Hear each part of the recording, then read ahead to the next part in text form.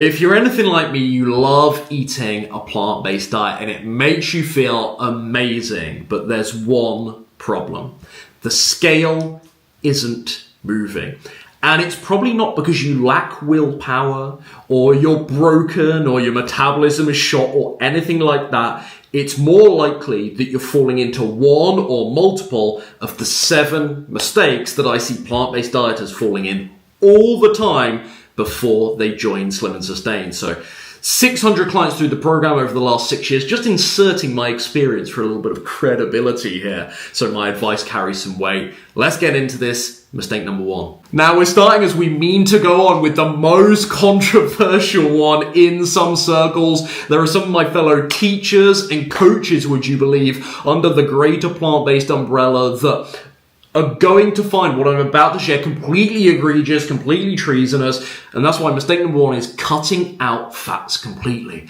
That's a contradiction, right? Because we've heard from the high carbers that the fat you eat is the fat you wear. They've rightly pointed out how 1 gram of fat contains over double the amount of calories as 1 gram of carbohydrates and protein. We've talked about how advantageous carbohydrates are, even when sometimes consumed in excess amounts, metabolically because of how they are stored versus something like fat. So of course fat, the clue's in the name, is the most fattening of the macronutrients. You know what? I don't even deny that charge. I don't even deny the argument that maybe we could say fat is the least efficient of the macronutrients from a fat loss perspective for all the aforementioned reasons. What I disagree with is just because one of the 3 macronutrients is more fattening than others, that means there's no benefits to said macronutrient, you don't need it in your diet, and therefore you should not eat it. It should be banned.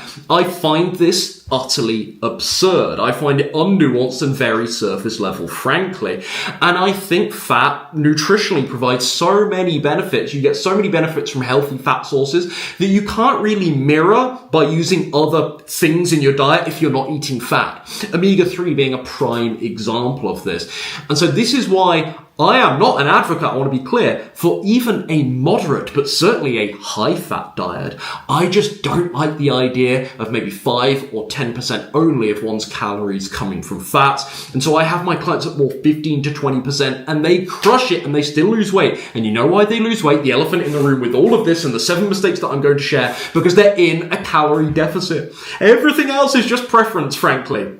Some of those preferences are more advisable, more sensible in my opinion than others, but everything else is frankly preference. The biggest driver of weight loss, plant-based diet or not, frankly, is being in a calorie deficit. And the idea of cutting out healthy fat sources completely, I think this leads to more unsatisfying meals. I think this only contributes to the binge rebound that many people, the harsh diet and then the binge rebound that actually many high-carb plant-based dieters are falling into. The issue with portion control that I see constantly with people coming and joining my program from a starch solution background. They have utterly terrible portion control, and that is because fat is immensely satiating, and just having a small bit of fat on top of not necessarily every meal you eat, but some of your meals can make a massive difference in terms of calorie control and therefore weight loss in my experience. The fat you eat is not automatically the fat you wear. You will still lose weight eating fat if you're in a calorie deficit. Mistake number 2 is by far and away the most common mistake that I see keeping plant-based dieters stuck on the scale. It's following the just eat plants mantra.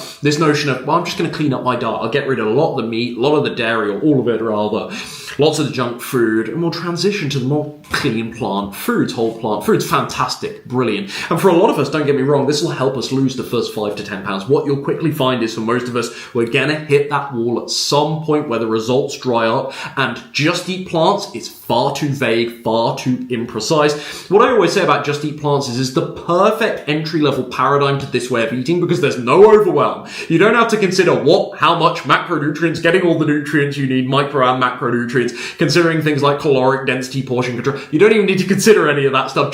I'll just go in the direction of eating plant foods. Perfect entry-level paradigm. A lot of people, though, get stuck in that beginner stage and they don't make the rite of passage to being more precise and understanding with the finer underlying matters of plant-based nutrition. I think this is a mistake. If you've got 30 pounds to lose and you're in that plateau, objectively we can say staying in that beginner paradigm is definitely a mistake. So what I always say, just eat plants, that's a direction, it's an intention, it's not a strategy. And if you want to get in the best shape of your life, you need something deeper than that. You might shift a couple of pounds, but you need something deeper than just eat plants if you really want to be in the shape of your life. Point made. Mistake number 3, I'm going to get myself into trouble with people today, but whenever I cared about that. Following the 50-50 plate, which this is difficult. I have a lot of respect for, and I've just spoken about the importance of having entry-level paradigms to clean plant-based eating, and I think the 50-50 plate is one of them. But again, it's a method of calorie control. If you lose weight doing the 50-50 plate, which is possible for you, please understand I'm not denying that you can lose weight eating the 50-50 plate.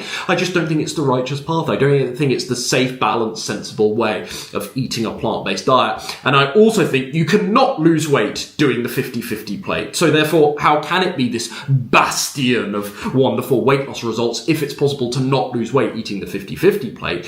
And so again, this idea of pinning your hopes on preferences and tactics rather than prerequisites is something I see a lot across the nutrition spectrum, but specifically relating to the plant-based community, what I hear a lot is you need to do the 50-50 plate to lose weight. That's what I heard, Ryan. I have to cut out, we talked about this, the healthy fats. That's what it takes to lose weight. I have to eat a pound or 2 pounds of raw vegetable weight for breakfast. That's a prerequisite for weight loss. These things are not mandatory, but they're pitched to you as mandatory in many cases, or I don't know if they're pitched as mandatory. That suggests that I'm saying the teachers are guilty of this. Sometimes it's just people's poor interpretation. Again, being patronizing, but bluntly put, it's people's poor interpretation of advice they hear. They take advice and they take it as, I must do this. It's like, no, it's sort of a preferential, someone's just sharing different strategy. Anyway, I digress. The 50-50 plate, I think it's oversimplified.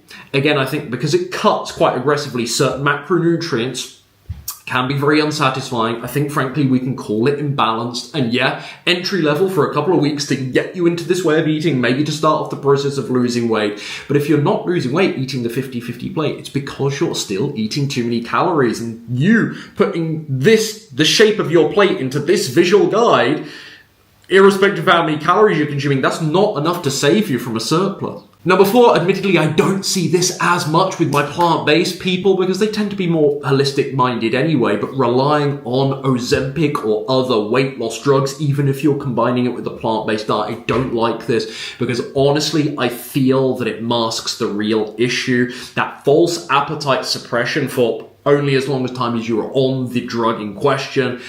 What does that do for your lasting habit and behavior change?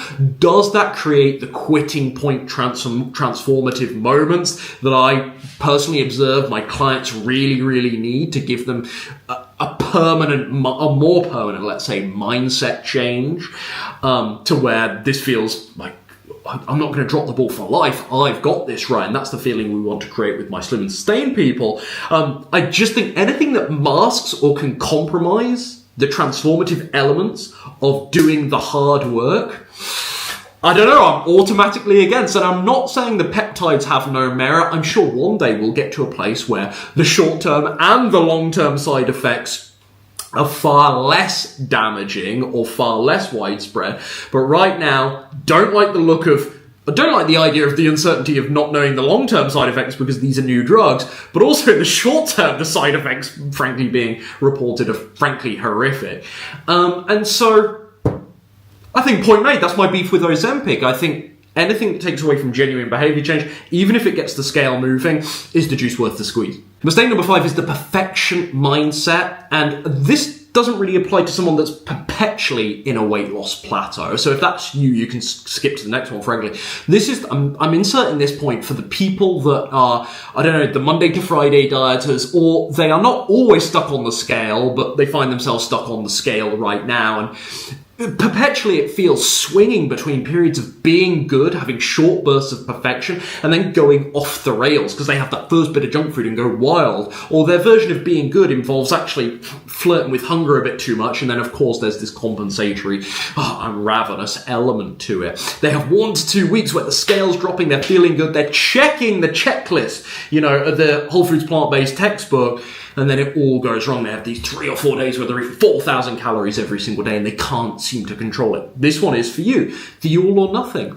And I think there's many reasons for the all or nothing. I don't mean to just distill it as this one thing, but I've been able to, as part of my strategy with some of these clients, I've been able to fix a lot of this with a slight concession in the puritanism of whole foods, plant-based eating. And it's things like, that I've spoken about for years here, the healthier versions I want to caveat, but the breads and the wraps and the pasta, and it's concessions like, yeah, I'm going to use some maple syrup still, I'm going to use the stevia. Stevia's still natural even though it's manufactured.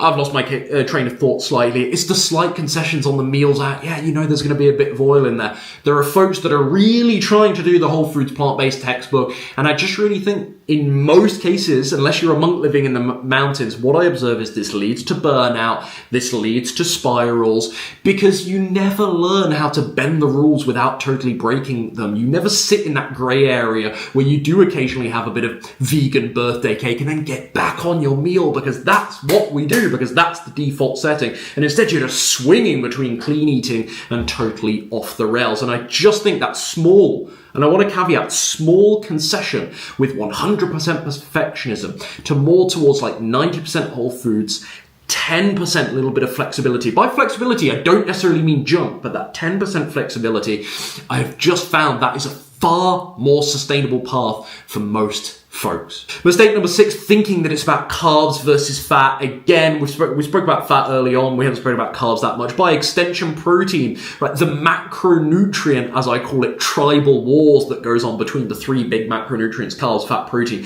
People get so lost in it. But I heard the fat was bad. I heard the carbs and this. And of course, other nutrition communities are subject to this as well. But you're now seeing a real pushback on the protein thing in the plant-based movement, to where there's loads of people from kind of a gym bro, fitnessy bodybuilder background coming to the plant-based community. And then now I think overemphasizing protein in this movement. And I'm like, all 3 macronutrients matter for a balanced, nourishing, energy providing, healthy plant-based diet. All 3 macronutrients. That doesn't mean you need equal amounts of them necessarily, but all 3 of them matter. Let's get that out of the way. Right, let's get that out of the way. For weight loss, calories are the difference maker. But what about, I had someone tell me I need a vegan coach told me I need 35 grams of protein per meal. For what? And maybe you do. But if they've told you that you need 35 grams of protein per meal for fat loss, that is an absolute nonsense. Again, anything that detracts from the calorie point is really bad advice. This is a calorie issue. This is not to say macronutrients don't matter. This is not to say you should also consider macronutrients, but do not put your focus as though it's the key to your fat loss, weight loss success on macronutrients and how they all relate in your diet. This is a calorie issue. If you're not losing weight right now, this is the elephant in the room that you need to confront. It's the calories. It's not, oh my goodness, I've been eating avocado every day. That's a fat source, therefore that's why I'm not losing weight. No, calories. And lastly, but most certainly not least, the combination of a plant-based diet, which is already, I may add, a lower calorie density diet anyway compared to other nutrition methodologies, with intermittent fasting to again create that calorie deficit by regulating all your food, reducing roll all your food to a certain window in the day to help promote calorie control. I see the attraction. In principle, this doesn't sound terrible. What I've observed, though, over the years is a lot with intermittent fasters of any disposition, whether they're following keto or a plant-based approach, this weird overcompensatory thing that happens because they go all day or much of the day, ironically at the times when maybe they most arguably need glycogen, energy, calories in layperson's terms, and then they're having this weird sort of top-up of nutrition after the fact, after their day is virtually done. And again, if you're in a calorie deficit with intermittent fasting, you will lose weight. But the point of this video is for people who are stuck right now. If you are trying to lose weight on a plant-based diet whilst also intermittent fasting, and you observe that it creates this weird overcompensation, and when you do eat, because you've waited so long to eat, you find it really hard to control your appetite, and you're going chop, chop, chop, chop, chop, chop, and you're thinking, but I've still done kind of good maybe today, right? Because I didn't eat for until 4 p.m. So I've kind of got this, right? I'm only eating 1 or 2 meals per day. I was told this is the magic pill for weight loss. No, again, as per previous rant, this is the calorie issue. And if you're under eating, potentially is causing an overcompensatory overeating effect, what good is it anyway? It's going to kind of net out maybe to a calorie maintenance or calorie surplus anyway. So I'm not necessarily here to say you should not do intermittent fasting. That's never been my stance. I think my default setting is, don't really like intermittent fasting, as I've documented here. But it's not to say that I don't see some value in it, some value for certain people in certain scenarios. We don't do it on Slim and Sustain. But that isn't to say I'm completely dismissive of it, is what I'm trying to say. My beef here is the idea that it's a must, and could it potentially be taking you again into under and overeating cycles that are still netting you out into calorie maintenance or a surplus, and you're there scratching your head thinking, but I'm doing a plant-based diet and I'm doing intermittent fasting, what's going wrong? You're still eating 3,000 calories, mate. You're just doing it between 5 p.m. and 10 p.m. rather than spreading it throughout the day. So if you've tried all or some of these, don't beat yourself up. Right, we've all been there. I've done a lot of these things on this list today, and actually a lot of my top Slim and Sustain success stories fell into these exact traps literally within days or weeks before they started working with me and had their massive breakthrough. You can really turn things around. It's not you, it is the strategy. There's a lot of bad advice out there. There's a lot of great advice out there, but people don't necessarily implement it. What actually works, if I was to sum up the secret to sustainable, lasting weight loss that gets you through plateaus, what actually works long term is a small, moderate calorie deficit, simple, repeatable plant-based meals that are realistic for your lifestyle, and a system that allows just that little bit of flexibility that I spoke about in one of the points, to where you think, yeah, this is real life. I can actually make this work. I can navigate social situations, weddings, birthdays, etc., and it doesn't have to be disruptive. It doesn't have to be failure. If you want me to walk you through exactly how to put this together, I've got a free 45-minute new Slim and Sustain presentation on my website now, where you can kind of download my whole framework there. The link is in the description box down below. That website also contains the application page for you to get all the details about Slim and Sustain if you're interested in working with me one-on-one. Okay, see you in the next one.